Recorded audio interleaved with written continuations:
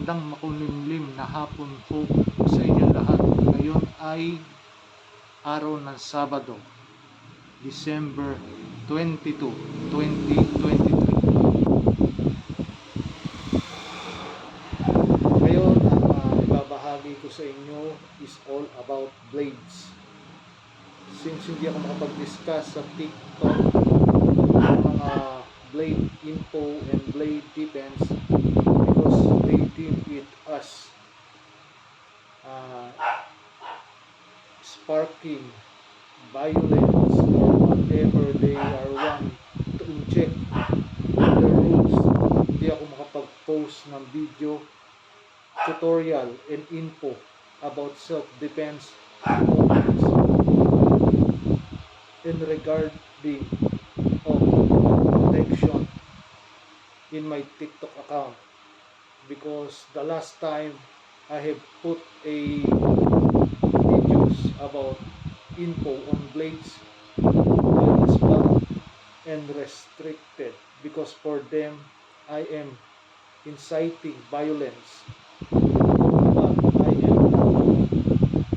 it's only an educational purposes so that people will know what to use in case of emergency situation. But as I have said, TikTok has banned me to do live broadcast regarding blades and self-defense, so I'd rather do this here in YouTube. By the way, I don't know if you have already watched my live streaming videos about knives here in my YouTube account. I have never seen it since I last go live in YouTube. I don't know, maybe because my subscribers are very low. But anyway, I'll just repeat it here today, what I have been ranting in my previous live stream in YouTube about blades. I am going to give a quick random showcase of blades, starting with this foldable knife, commonly used as a concealed weapon that you can conceal on the waist of your jeans or hide it in your pocket. This is the most popular knife used in self-defense, the folded knife. You can acquire it in a cheap price at any tactical shop and online shop.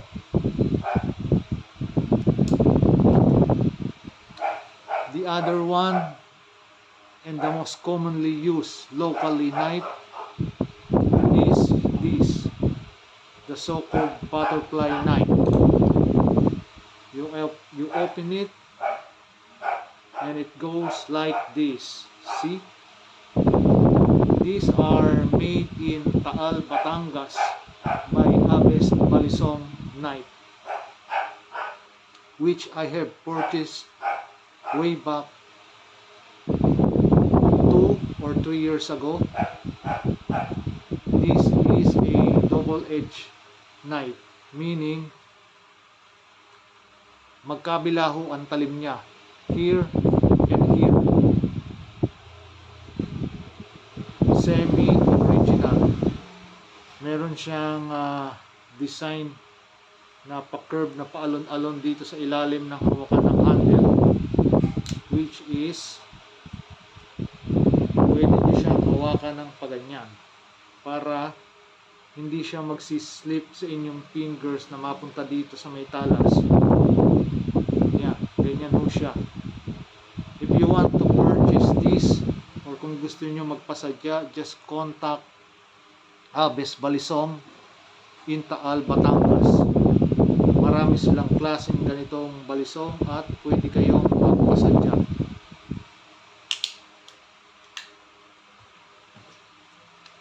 The other one is a fixed knife.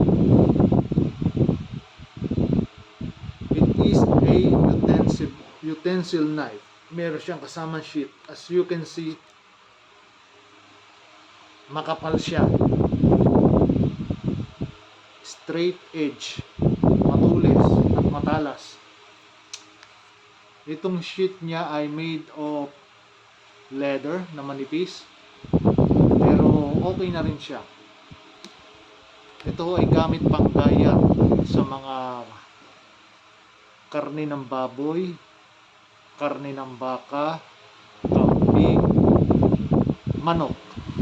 Pwede rin gamitin panggayat ng mga gulay at prutas. All round utility use. Pwedeng dalhin ho din to sa pang-camping. As you can see, yung kanyang handle ay makapal. Meron siyang talian dito or pwedeng isang isabit kung may sabitan kayo sa kusina. And also, this is a good defensive knife. Kapag kayo nag-camping at kayo naharap sa panganib sa mga mababangis na hayop sa kagubatan, you can still use this for self-defense. Maganda hong klaseng blade. I have purchased this at TikTok shop. So sa seller ng TikTok shop, salute to you. Kahit maliit ito, magandang klase. Fixed knife, utility kitchen knife na mini hunting knife. Comes with a sheath.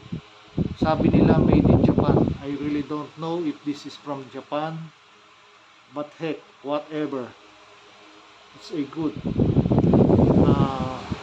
fixed type knife.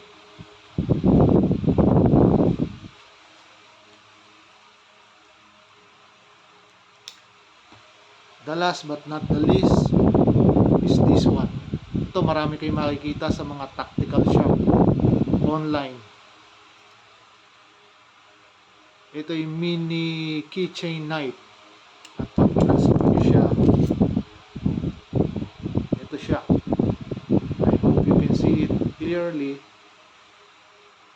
Ni-screw siya. Like that. See? Sakto lang siya sa kamay. Ganyan ang talas niya. Ang haba pala. Ayan. Sakto-sakto siyang keychain. Pampil ng fruit. Pambukas ng mga packages. Or envelopes na may lamang sulat. At pwede rin siyang gamit na pang curving sa mga basyo ng soft drinks na aluminum or plastic. And also, like the other fixed blade that I just recently showed to you, pwede rin itong gamitin pang depensa kasi simple lang siya. As you can see, I have purchased this also on TikTok shop. Search nyo na lang siya. Mini keychain knife. Pwede rin itong dalhin ko sa camping. Screwable siya, kaya pwedeng itago. Meron din siyang pantuktok na salamin. If nasa loob kayo ng kotse, hindi nyo mabuksan or nasa labas na iwanin yung susi, hawakan nyo lang siyang ganyan, pasag na salamin. Pwede rin siyang magsilbing dulo-dulo gamit sa arnis, pandepensa. All around use, in short. So yung apat hong yan ang naipakita ko sa inyo na all around purpose blade na utility blades. Actually utility ho lahat yan, maliban lang do sa folded at sa butterfly knife. Pero lahat ho yan ay magagamit as a utility type knife. Nasa sa tao na lang kung saan nila gagamitin yan, kung sa mabuti o masama. Regardless, lagi ko sinasabi, kahit kayo marunong dumipensa at umupensa, pag-iwas pa rin sa gulo ang pinaka importante at pagre-report sa kinauukulan. Now, I will not be held responsible sa mga taong mag-aaral ng martial arts through my video pero gagamitin sa masama. Kayo din ang mananagot sa huli, hindi ako, kasi kayo ang gumawa.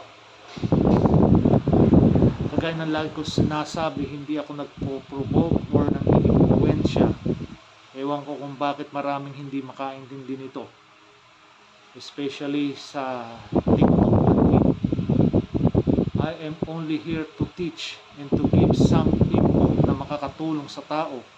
If they seems to regard it as violence or provoking, inciting, wala na akong magagawa doon. Basta ako dire-diretso ng pagbibigay sa tao ng info, advice, at pagpapakita ng mga gamit na makakatulong sa self-defense kung kinakailangan.